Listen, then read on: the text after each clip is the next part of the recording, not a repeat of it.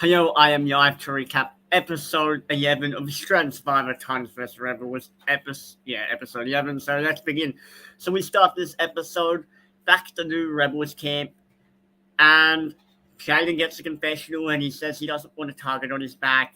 So he kicks back and that he is in a good position. This is what Jaden says on his tribe. Which, yeah, he has options, I guess. And Jaden is the most flexible player on the New Rebels, or at least from my perspective.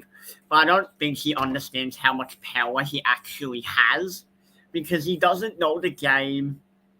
He's great socially, but he has no idea what to do with his social capital, which is frustrating because I'm yelling at my laptop because I'm watching a Strand Survivor on my laptop because I don't have cable, right? So I'm yelling at my laptop and I'm like, Jaden, what are you doing? What are you doing? What are you doing? What are you doing, bro? Like, what are you doing? Like, wake up.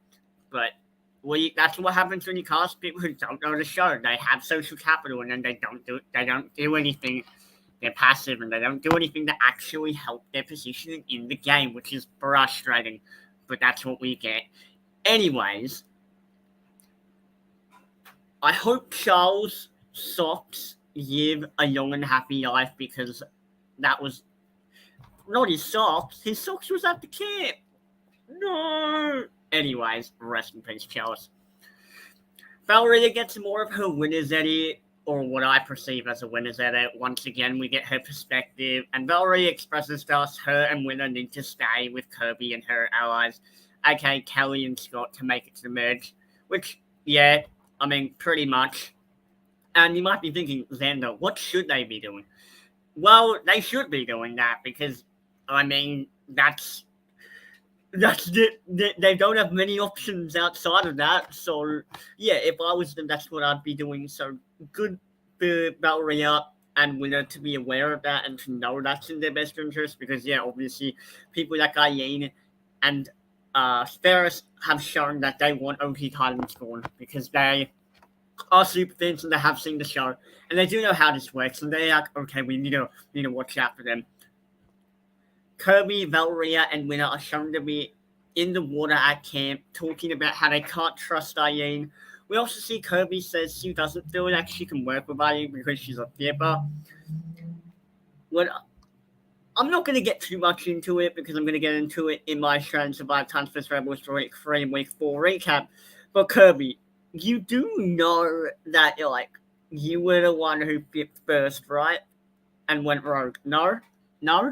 Okay, just so anyone knows, Kirby was the one who flipped first.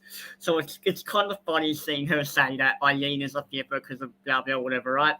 Anyways, we don't really care about if she is or if she isn't because it already happened. We're just worried about the dynamics of the camp going forward, what's going to happen this season, blah blah. We all get the point, right? Because it's not relevant to episode. Kelly says Ferris caught a croc because he had a croc shoe on like a string in the water. So, yeah, that happened, I guess. Kind of random, but it's fine. Eileen feels called out and vulnerable, so she wants to win the next immunity challenge. Bad. Which, yeah, good call. I mean, you are kind of in danger, Eileen, and I am rooting for Eileen, so it's not great from me because she's in my draft, first of all. She's on my team. And then secondly, yeah, she's a super fan. I want super fans to go far. So hopefully we see that translate, and we do later in the episode where but before we get into that, we head back to the New Rebels tribe and we're at their camp, and Eden gives us an amazing confessional about him being in bed with Caroline and Eden. I mean, not Eden, Caroline and Kitty and Jaden, but not in bed in a survival way. So that was funny. It was also really random the way he phrased it. It makes me think production had asked him previously, or questioned him about it, which made him feel like the need to explain himself younger. Or maybe he was just he realized it sounded weird. I don't know. Either way, it was funny. It was a good editing moment. I'm happy the producers put that in, and Channel 10, whoever the editing people who put that in, good call. That was really funny. That was a good editing decision. And he also says he has Mark on the back burner, which, yeah, you kind of do at this point. I mean, where's Mark going to go at this point? Exactly.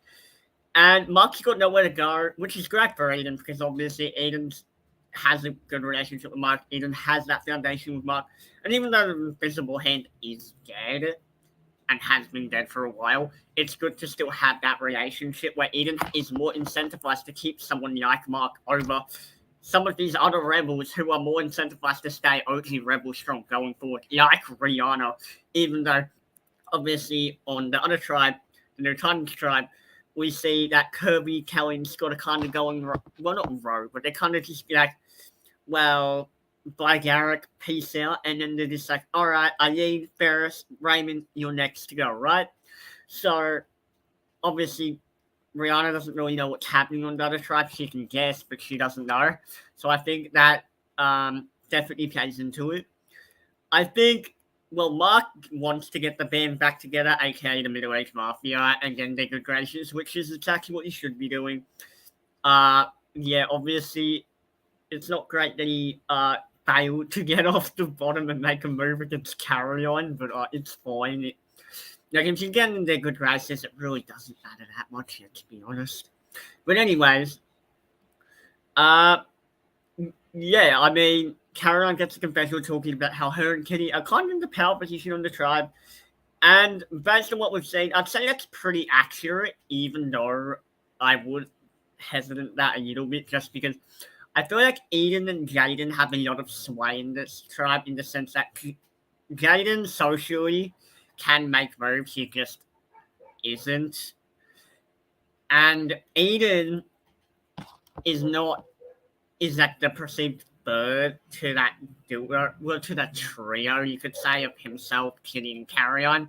So in that perspective, I also think that's a good sign for Eden because he can kind of separate himself and be, oh, I'm with them, or I was with them, blah, blah, but yeah, they're a duo, they're going to pick each other over me. Final two, whatever, right?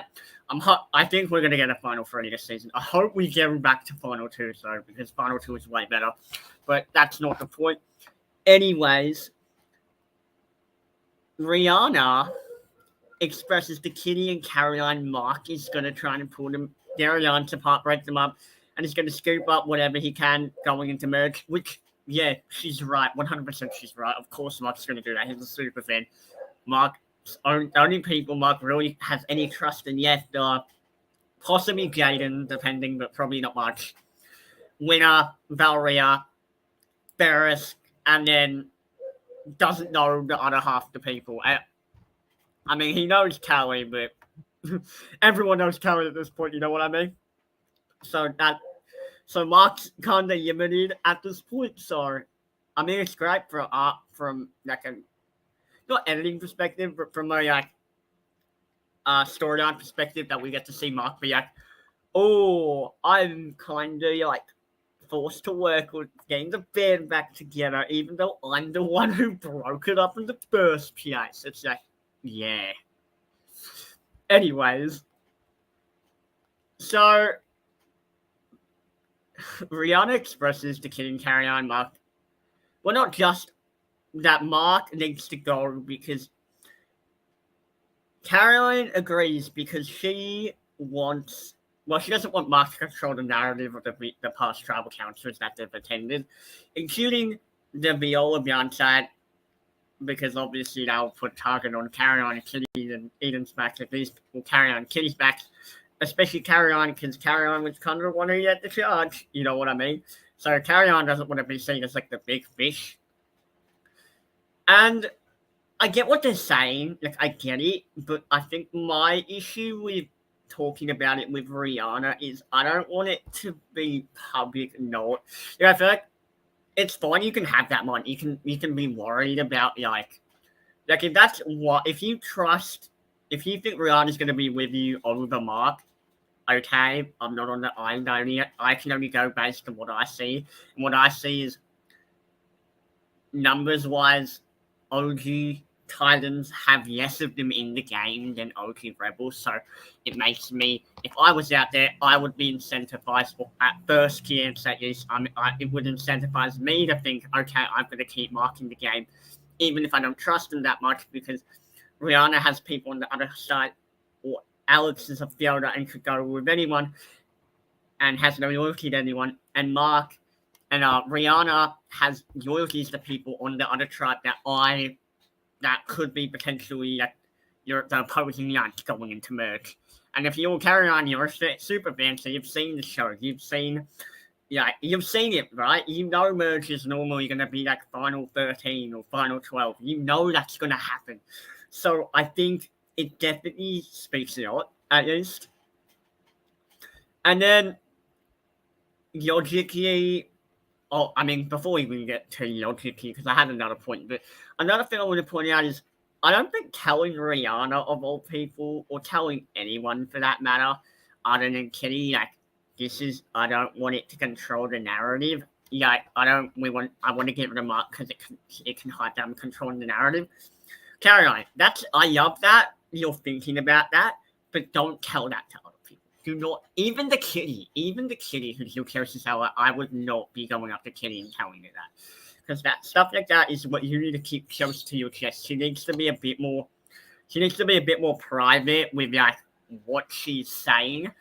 Other than that, I think Caroline is pretty spot on from her perspective, at least. Obviously, we get a different chance of the relationships, but she is on the line. She sees them talking. She knows more information than we get at home. So we only get an hour episode, depending on an hour and a half, depending on the episode. So can't fault her too much for that one. But just something I noticed. But logically, numbers-wise, Alex is a wild card, and he's from the original Rebel tribe. So as I said before, I'd boot Alex, at least if I was carrying on Eden and Kitty. That would make the most sense from my perspective if their tribe ended up using immunity. And to use Rihanna's connections to the OG Rebels and actually join Rihanna, Kirby, Scott, and Kelly with the middle-aged Mafia, Kitty, Eden, Carry-On, and Mark as well, even though he would be a use extension because obviously Mark's gone rogue before. And also to push the narrative to stay OG tight and strong, so with Valkyria and Winner, ideally, right? That's an ideal scenario, obviously. You can't control what people do, you can only control the cards you were given. Oh, and same with Jaden as well. I forgot Jaden was even there, but yeah, Jaden too.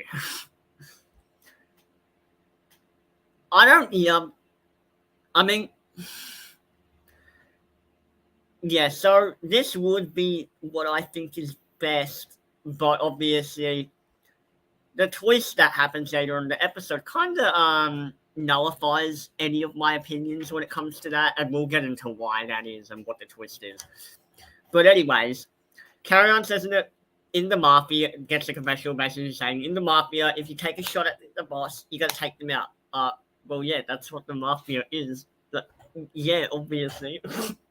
You're okay, yeah, pretty much. The new Titans tribe seems feel Charles is gone. Winner speaks about how Jonathan threw a twist in and how only 3 people could vote. So obviously everyone is like, so who voted? Who voted? And Kirby says, put your hand up or whatever. And she's like, me, Eileen, and Ferris, which is a duck of your information. Ideally, I would have tried to keep that close to my chest and private. The less information people know, the more power you have. And so is perception. The perception that you can change a narrative of a situation. Someone could have lied about the vote, there's a lot of different things that could have happened that we didn't get, David sort of did in Champions vs. Contenders 2, where he was lying. He was like, yeah, I played another one, blah, blah, blah, right? We could have seen some of that action. We could have seen something else going on behind the scenes, but instead, they just kind of aired it publicly, which isn't good. And another thing is, if they're talking about, another thing with information like that is, you can use it to leverage building relationships with people, keeping your alliances strong, making your alliances more solid. And I think by doing that, they kind of restricted themselves, which isn't great, but it's fine. What are you gonna do? For the immunity challenge, each tribe is gonna hold onto a rope while standing on a steep ramp when Jonathan advises them to to do so, they're going to move up the ramp, making it more difficult to hold onto the rope, so that until they fall out the challenge. Obviously, if you fall out the challenge, you use last person standing for their tribe wins immunity. I just want to say, I'd kill this challenge. Australian Survivor, you're definitely going to be watching this at some point. I would kill this chunk. I would kill it. I genuinely believe I would kill this chunk. I'd be so good. I would, like, bro, I would have to die before I get off that ramp or let go of that rope. I would be giving it my all. Some of these guys weren't finding that hard. I don't know what I would have done, but I would have gone for it. I would have committed to it. But what can you do? So obviously we go into, another thing to point out is the Titans tribe has an extra person, so someone has to sit out, and they sit up first. And Eileen comes in clutch carrying her tribe, so let's go in the melee challenge. In the melee challenge, she wins it for her tribe. The new Rebels tribe heads back to camp, and I would go into all the pins and the chaos that ensued, but it amounts to nothing after they get to tribal and JLP throws a spanner in the works. I think the non-elimination styles that they're doing Australian Survivor is doing is way better, and I think it's also less annoying from like a fan perspective, because you're like, oh, okay, you should tell.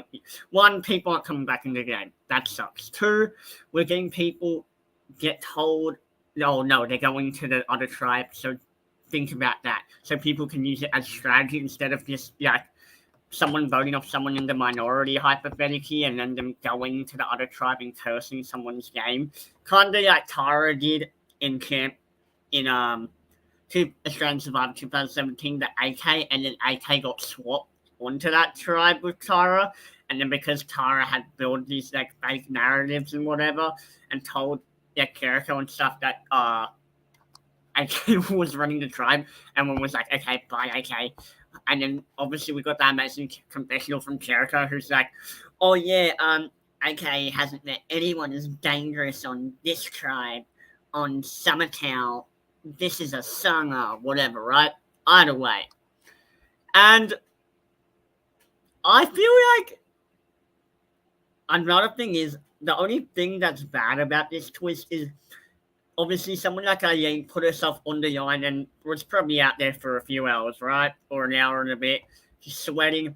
Like, if I was Eileen, I'd be a bit pissed off, to be honest. I'd be like, I literally just, like, worked my ass off just for no one to be eliminated. Like, are you kidding me? Like, I wish you had told me that before they did. I wish they had told them that before they did the challenge. I think it can make it more strategic for the audience, so super fans are satisfied. And we're not, like, given a random twist, like, 5 minutes before the end of the episode. Or if you're a super fan like me, where you've seen enough Survivor episodes to know if it gets to a certain point in the episode or a certain time and tribal feels and the challenge feels really rushed, you're like, okay, there's clearly a twist. You know what I mean? There's still 45 minutes left of the episode. It kind of exposes it in a way, which kind of defeats the whole purpose of it. Another thing I've noticed is that in Australian Survivor, people like Jonathan will be like, oh yeah, someone will be voted out of the game instead of being like the next person voted out. In the counters, they'll be like, the winner of the immunity is safe, and they use this that someone will have to vote someone out instead of them just being like, someone will be the ninth person voted off, and that also kind of exposes if someone's getting voted off or not. But obviously that's just my analysis and my past history and what I've noticed in Australian Survivor, because I am a super fan and I do hope to get on the show. And not just hope to get on the show, I will get on the show and I will win it. I just gotta be patient. But anyways, I think it's interesting where, like, it's the same with, I personally think it makes more sense for the winning tribe to, like, vote someone to go to the other tribe instead, just because they won the challenge. You know what I mean? Like, why are they users voting one of their own to go to the winning tribe. That doesn't make sense to me. And another thing is like champions versus contenders. Like in champions versus contenders, they voted someone to go to the other tribe from the other tribe, right? It's like they should have done that, but instead from their own tribe. Not from their own tribe, from the other tribe. So like the new Thailand tribe should have voted for one of the new rebels tribe to go to tribal council. To go to their tribe. That's what I meant to say.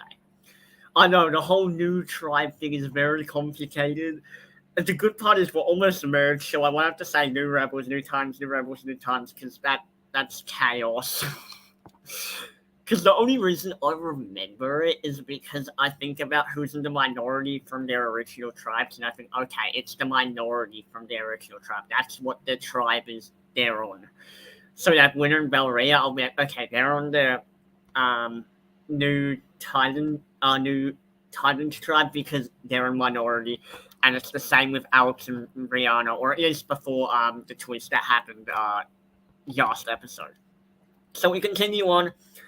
And I also think another thing with the whole twist thing is, if you don't tell people, well, here's the thing: if you vote someone outright, I think it only ever helps the people who are on the bottom, which you could say is good TV. But I think if you're playing a really good game, I think we've seen time and time again good players will get screwed over because just people don't know how to like. You're basically punishing the good players who are running the game. You're basically saying, oh, you have a sword alliance and whatever, we're going to punish you by throwing someone back into the game who's only actively just going to target you because you voted them out. You know what I mean?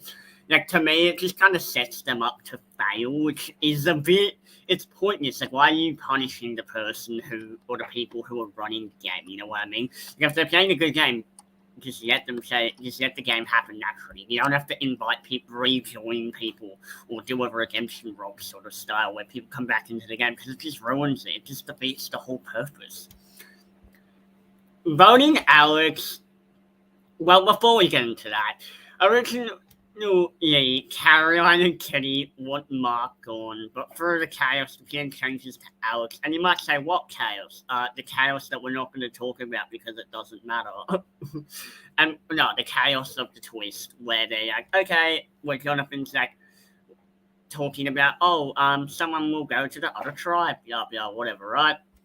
And I think this is the right move, or at least until the twist is revealed, like voting Alex out. I think that is the right move for Kitty, Carrion, and Eden. At least I think that is the game move.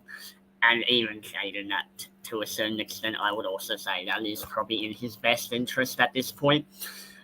And same with Mark. I mean, Mark doesn't really have many options. I mean, he could attempt to try and get Jaden, Brianna, and Alex on his side, but obviously that's not going to be an option because Jaden is a passive player who's just going to do whatever someone tells, whatever, right? He's not thinking, from a game standpoint. He's like, he was casted on the wrong show, put it that way, right?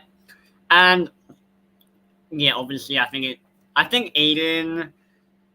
I mean, fast forward. Let's ignore that. Fast forward to Alex getting the B-Rock. And once again, I don't think this was Kitty, Eden, or Carrion's best move, but what can he do? I think Alex and Rihanna should have voted either Kitty, Carrion, or Eden to try and better their position in the tribe, since they knew at least one of them were going to... Like, even if they're not working together, if you look at the backs, you want to get rid of Noki, Titan, right? Statistically, you want to have at least majority rebels going to merge if you're a rebel. Even if the rebels self-implode, like Kirby and Ferris go after each other, and Eileen and Raymond and Scotty and Kelly, you know what I mean? Like, even if there is a civil war, you want to at least have some sort of a backing going into merge, because you don't want to be like a Benji or a Robbie from Champions vs Contenders 2, where you're entering the merge, or Vanilla or Shotty, when you're entering the merge, like, what did they enter the merge? Like, 8-4 or something ridiculous.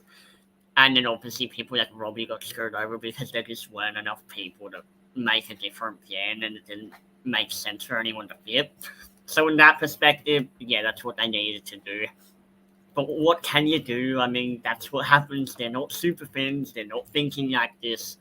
And that is why another reason why Strange Survivor should cast me, because I think I see the game in a way that no one else does, and I think I will create a new evolution of strategy going into Survivor history in the books. And I think people will use my strategies to ideally change the course of Survivor history. You know, I'm going to have that legacy. Anyways, we'll get into that when it happens. So, I think, yeah, Alex votes Rihanna to draw rocks. Everyone but else votes Alex to draw rocks. And I guess my main thing was like, that's not what the whole I'm gonna go rate the votes thing, that isn't compelling when you know nobody's going home. Or at least from my perspective, that isn't compelling. That isn't compelling TV. That isn't like, oh, but as I said, Strange Survivor, I do think this is the best non-eliminations you've done. So I prefer this over Redemption, Rock, or Tara and Annie's being voted off to the other tribe. I prefer that. And when I mean voted off to the other tribe, I mean voted out and rejoining the game. That's what I meant. Not voted out by their tribe. I don't want you to think that because those are two different things. I don't want you guys to think that's the same, because it's not. Once your torch is snuffed, that's it. Eliminate them. If you want them back, and invite them back for another season. You have returnees for a reason. You know what I mean? The whole point of Survivor is not getting voted off. So when people hey, you win Australian Survivor Brave vs. Brawn, it kind of defeats the whole purpose. Just saying. Anyways. So predictions, right? Well, before we get into predictions about going forward, I think another thing we need to talk about is Eden's. So Eden called Jonathan out. He was like, yeah, the Young Shave thing. He's like, Jonathan, your shaves are really... He said it was Young or Short, one of the two. I can't remember. He said one of them. And he was like, oh yeah, he was like, Jonathan, you have short shaves. And Jonathan had his shaves rolled up in this. And I was like, oh my god, Eden. It's like, you've got something up those shaves. It's like, yeah, he did. Eden called it. Eden knew. I think subconsciously Eden could just tell Jonathan was acting sketchy as fuck and was probably confused why Tribe Wars started earlier than it normally did. Which is an indication that there's going to be a twist or a shake-up, a spanner in the works.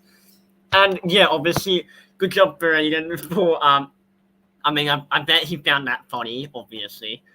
Another thing I wanted to talk about is predictions, right? Ferris versus Kirby. Who's going to win the war? As I've been saying, the edit makes it seem that Kirby's going to win the war, but I think it makes way more sense for Ferris to win the war from an editing perspective.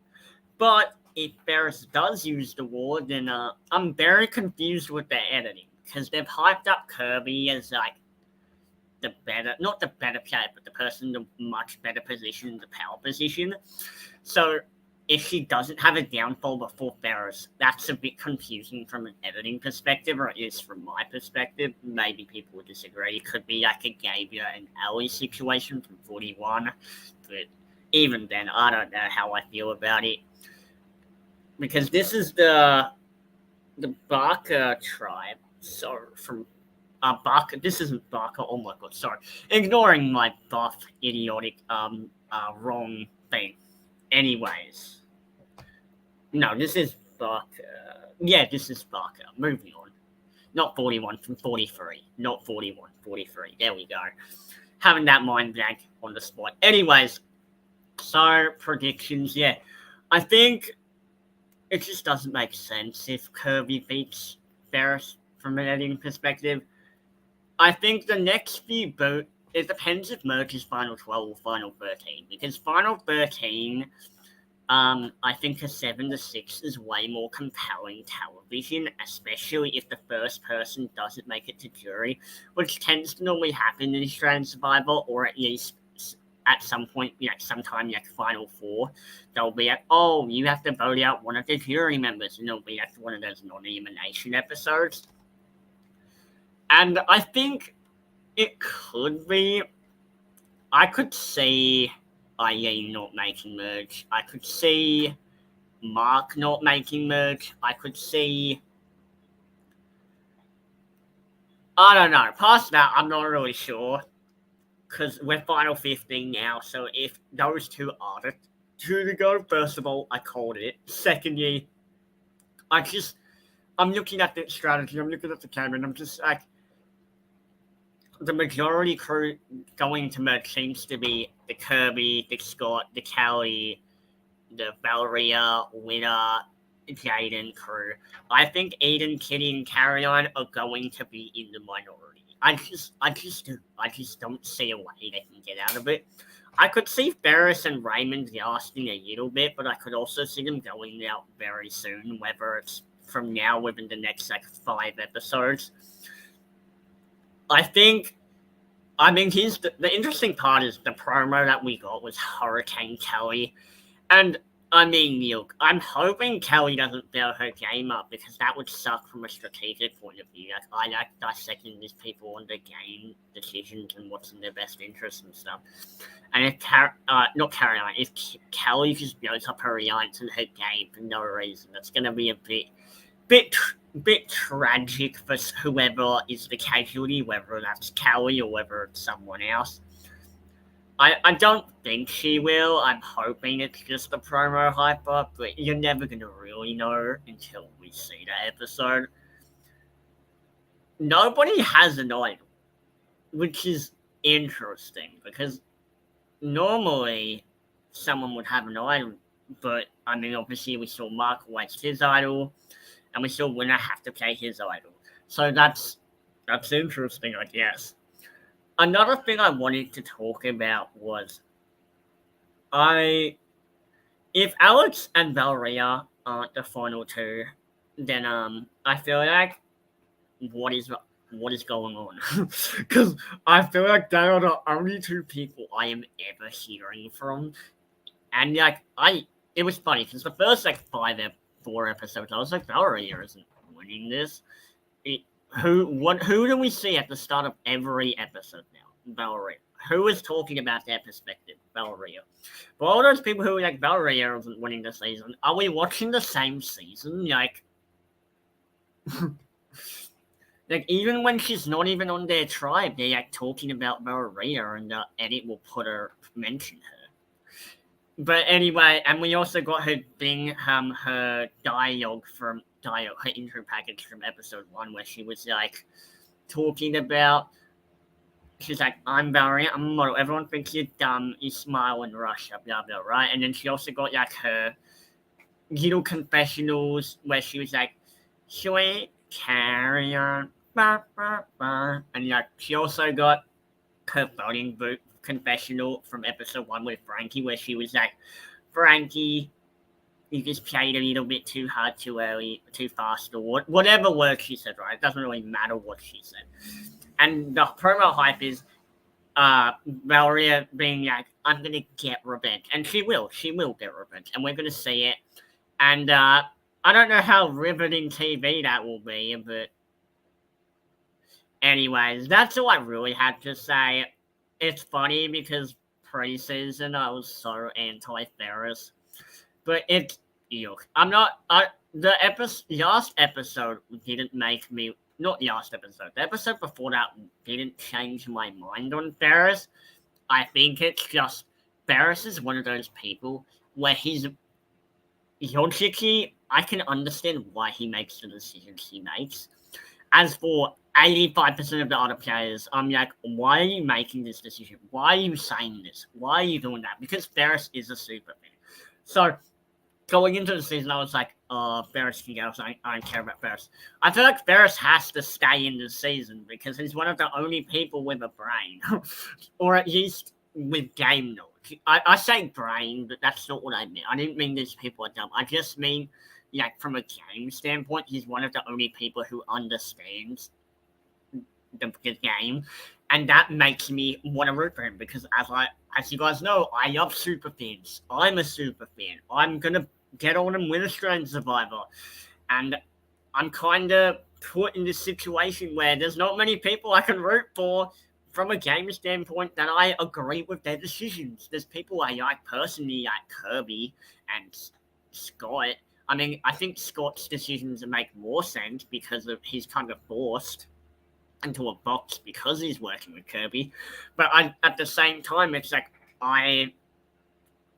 obviously him and I were like, let's get rid of the OG Titans, which yes, that's what I would be doing. Because I love purging people, and it's in my best interest when I play orgs. And people hate it. And love reality games. People hate it, but it's like, it's so easy, and it's true. Survivor incentivizes you to stick together with your original tribe. Anyways, that's all I really had to say. Hopefully, we get some good TV that isn't just Valeria and Alex Nostrum the entire time. Because I don't have anything against them personally, but we are final 15. Like, if I'm just seeing Valeria and Alex on my screen, then they need to develop more storylines. Even though the Strength Survivor editing is better, and I want to give them credit for that. So good job. Keep it up. You guys have got this, because you guys have done so much better than you did previously. If you guys can get the promos for Blood vs. Water again, where it's people Michelle and Mel are I'm gonna backstab them. I think that works well. Anyways, thank you all for watching. Until next time, or till I upload. Peace out.